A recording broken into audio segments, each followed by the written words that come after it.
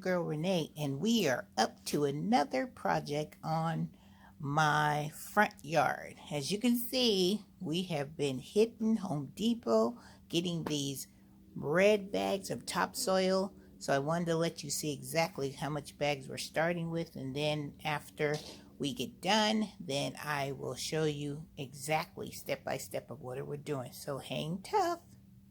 All these topsoil bags. All that dirt that I showed you, well, this is what we use the dirt in, because the same thing that was happening to our backyard, it is starting to happen to our front yard with all the holes and stuff. So the raccoons and the squirrels have dug up this side, so all that dirt we have put on our grass all the way from here. And as you can see, those little blue granulars, we put some grass seed down, and it expands all the way from the back of the fence all the way to that side, all the way to here.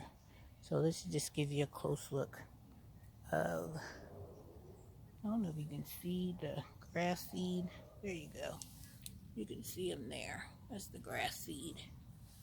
But majority of it is just putting a lot of dirt down and also watering it.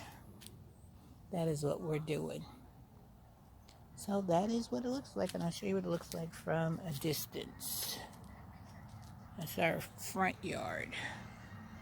Alright guys, I'm just letting you know what we're happening over here because of all the raccoons and the squirrels.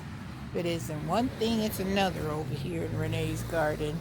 So we are trying to keep it all together. So this is the beginning of it, the process, and as it grows in, I will keep you updated.